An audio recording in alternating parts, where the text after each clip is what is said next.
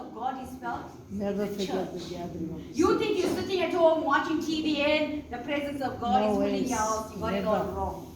The corporate anointing is when God That's comes it. and manifests His Yes. presence in the church. Amen. That is why he says, Amen. do not forsake the That's it. assembling of the Yes, saints. Even amen. if your family is coming up against you, no matter who's coming up against you, That's you it. stand tall. You be faithful until the very end. Because the Amen. word of God says, those who endure until the very end Yes. shall be Hallelujah. saved.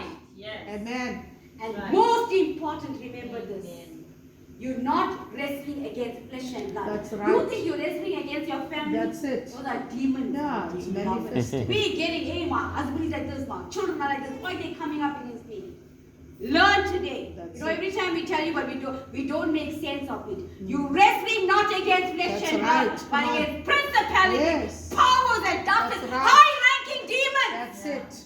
High-ranking, listen. In the Yes. That's demonic right. realms, Yes. there's hierarchy. That's That right. means there's rankings. Yes. That means the more, every dimension you go with God, we know where the levels. We've done with the levels. We want in the dimensions. We want to move in the Yes. glory. Yes. The glory is there, but God is saying He's going to fill the earth with the knowledge of His glory. That's right. Remember when Adam and Eve was created, they were created in the glory. That's it. And we are created in the glory. Yes. And we want to build the altars in our home That's because right. God has called us to be royal Yes. priesthood. And as a Hallelujah. royal priesthood, you must have an altar in your Yes, home. amen. If you read the story of Jacob, you realize he wrestled with God all night. And he saw angels ascending and descending. That's Angels' it. place is powerful. And when he woke up, when he got up the next morning, he built an altar. That's it. When you read about Abraham, wherever they went, they built altars. altar. Amen. And you know what happened when you begin to build an altar in your Yes. home? You opening the Hallelujah. porthole of heaven That's from it. heaven to your Yes. altars. That's it. Thank you, Father. Now these altars is very important how you make it. Very, very important. Because the altars is separated and set apart That's for God. right. You can't go put your ID clothes there. That's it. You can't go dump your Yes, pot plant there. that's You right. can't go dump your phone there. Yeah. You can't dump anything that's, Photos. just leave it there. That's undefiled. That's defiled. Don't desecrate the altars. The That's altars right. gotta be holy, Holy. because Hallelujah. God is Holy. holy. Amen. All you gotta do is go into your house, find a spot. You can have an altar in your lounge. You can have it in your bathroom. You can have it wherever you feel you're comfortable in, and that is your space and your time with God. Hallelujah. Why we are asking you to build an altar? Because of the priestly anointing you That's have. right. And as a priest, you come before the altars and you begin to spend time with God. You form an intimacy with God. Amen. Where whenever you're having the worst days, you just come and stand on the altars. You can either sit or you can either stand, and you just feel the presence of God. Yes. Amen. Hallelujah. This is how you go about making an altar in your home. Find the perfect spot. You don't have to be too big. If you got a family, maybe 2 of you can stand there and pray together. But make sure you make it holy. You know, when we were Hindus, we all had a special place for our God lamp. Nobody could go touch it. You can't even wear your shoes and go there. You scream, how can you wear your shoes and go there? Don't you know that's a godly place? You know? And all of us had it. And every Friday, I know, we must take it out and wash it and put the kungu all over it and decorate it. That's what we do. And if you're, none of you are Hindus here. Religiously, they used to do that every Fridays. I know we used to do that. Every Friday, take it, shine Not it, me. clean it, and Never kungu easy. it for everybody. We should do it so diligently. So this is a time God is asking us to build an altar. It's not a religious thing. You're building an altar because this is a time you're coming.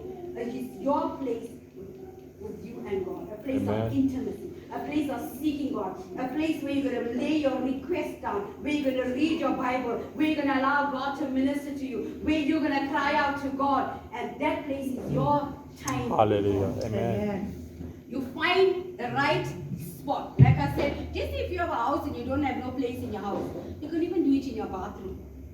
You know, like before sometimes when you have a small house and there's a lot of people staying and you don't have place, Yeah, you can go in your closets. toilet and pray. That's it. Do you know that? Oh, I like praying in the bathroom. I feel like when I'm having bath, I can like connect with God. I mean, like, and when I go outside, I have to feel it is a direct contact. Now it's all different. As much as I'm in my room all the time, but it's not like certain places where you can connect with God. So you find your place in your home. You must, the tables that Pastor gave us. Hey, we went to some homes. You know what they got on those tables? They got their big vases. They got clothes heaped on it.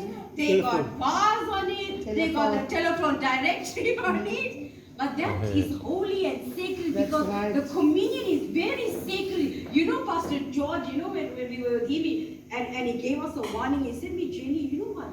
Taking communion is so important. You can't use old cups.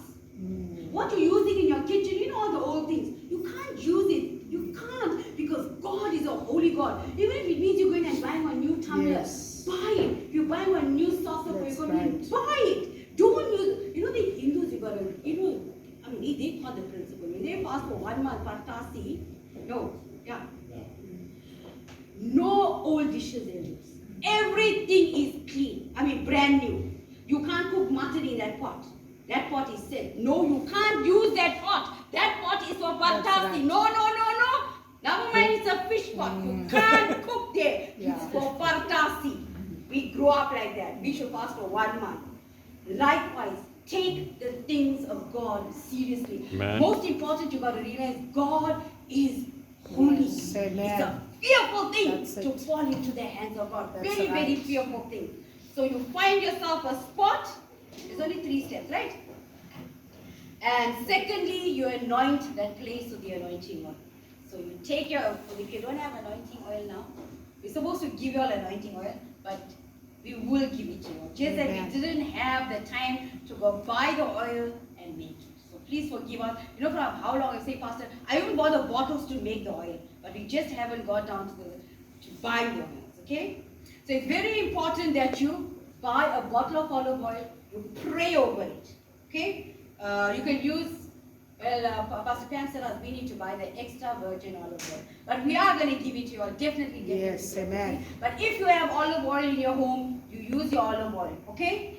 And you pray in the name of Jesus that the bottle of olive oil you have brought is now anointing oil for your altar. That Amen. means that anointing oil is for your altar only. You take it, you can anoint your family, anoint your home, not for anything else.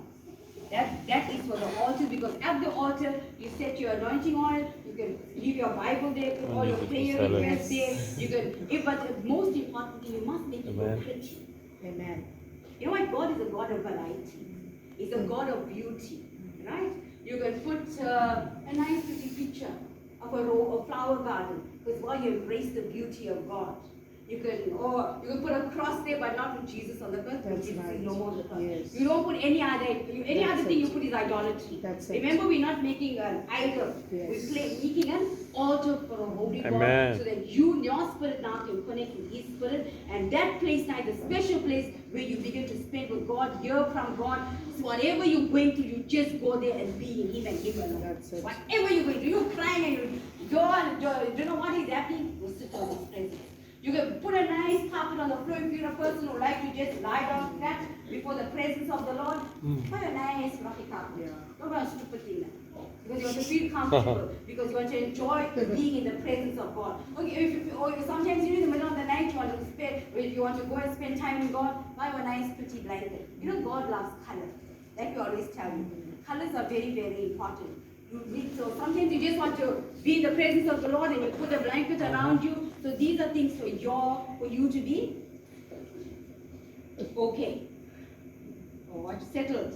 Some people, okay? And then you take the anointing oil and you draw a circle around your face. And in that circle, you put your Bible, or if you're studying any material, you're reading any book, you have any prayer requests, you pray for your family members, you put it in there and you begin to pray. That's your designated place for spending time with God. Why are we asking you to build the altar? We want you to build altars in your home so that you can connect with God and become aware of the presence of Amen. God. Hallelujah. Very, very important. Like the priest, why God built the tabernacle? So that the priest can go and come before God and for the remission of the people's sin. Now we are the priest. The word of God says we are the royal priesthood.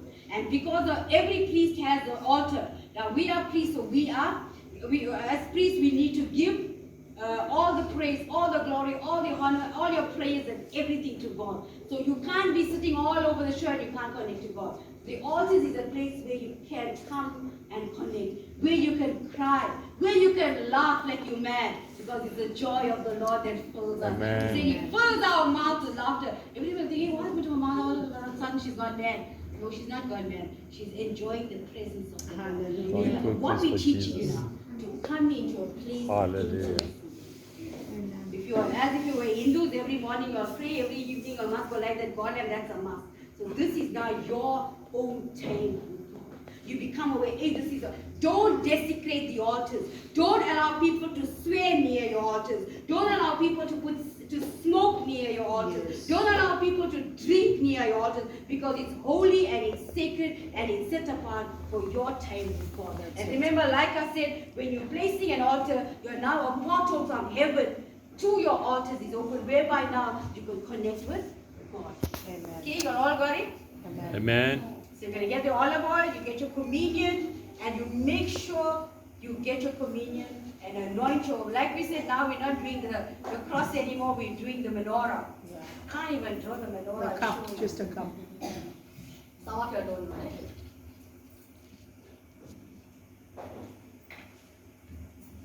This is the sign of the menorah. We did not read, not do the seventh one, we just, is that fine? Yeah, Yeah. just a cup. Can you tell them why we're putting it? The menorah is a reminder of the sevenfold spirits of God. And also the menorah represents a candlestick. The candlestick is a representation of the church. And the book of Revelation, and every day you ask the Lord to release upon you the sevenfold spirit. Spirit of might, spirit of counsel, spirit of wisdom, spirit of knowledge, the fear of the Lord, and what did I miss out? Oh, so. I said counsel, might, wisdom, knowledge, fear of the Lord. I'll get the other two again. Isaiah 11. Isaiah 11. Okay? And then invite, when you Right. build your altar up there, invite God into your home and into your altar, and pray that in the name of Jesus, that your altar will be surrounded by the angels of God every time that you pray. Also very important, when you're going to sleep at night, ask God to surround your bed with godly angels. Very, very important. And to bind your, you know, a lot of you have dreams. Bad dreams, the devil coming and choking you and all that. Ask the Lord to send His warrior angels to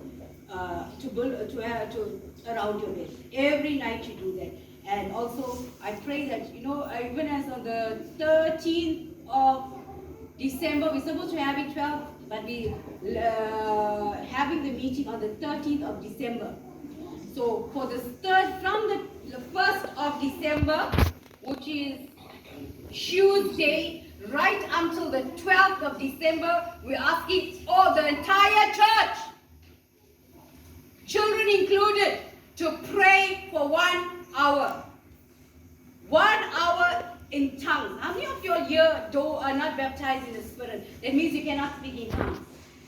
You baptized? You got baptized? Bring your hand. Well, everybody else they can talk in tongues. It's very important to talk in tongues because it's a sign of the baptism of the Holy Spirit. And talking in tongues, you are speaking mysteries to God. You're speaking an heavenly language. You know, like I say, you can learn Russian, you can learn Chinese, you can learn German, but a tongue comes directly from the Holy Spirit. Amen. It's not learned. That's right. It's given by the Holy Spirit, who moves upon your throat and you begin to give you utterance to speak. So it's very, very important to speak in tongues and worship in tongues, because what happens, you're strengthening your spirit man and you're praying perfect prayers to God. Even when you're speaking in English now, you don't know how you're tired of praying, you don't know what to pray next, you speak in tongues. And what happens now? Your spirit is praying for you. So everybody here, all of them in the praise and worship team can speak tongues, in tongues. All of you. Now the praise and worship team, we want you to come stand in the front.